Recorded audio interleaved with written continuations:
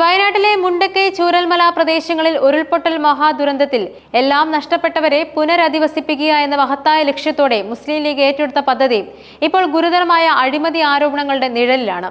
ഭൂമി വാങ്ങിയതുമായി ബന്ധപ്പെട്ട് ഉയർന്നുവരുന്ന സാമ്പത്തിക ക്രമക്കേടുകളും നടപടിക്രമങ്ങളിലെ സുതാര്യതയില്ലായ്മയും വലിയ ചർച്ചകൾക്ക് വഴിയൊരുക്കിയിട്ടുണ്ട്.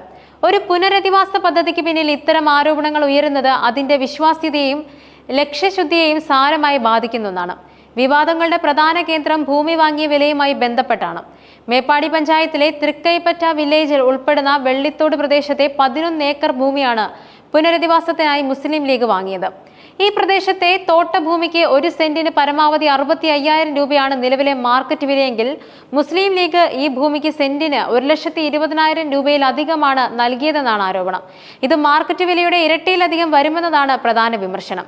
ഈ കണക്കനുസരിച്ച് 11 ഏക്കർ ഭൂമിക്ക് യഥാർത്ഥ വിലയേക്കാൾ ഏകദേശം 6 കോടി രൂപ അധികമായി മുസ്ലിം ലീഗിന് ചെലവായതായും ചൂണ്ടിക്കാണിക്കപ്പെടുന്നുണ്ട്.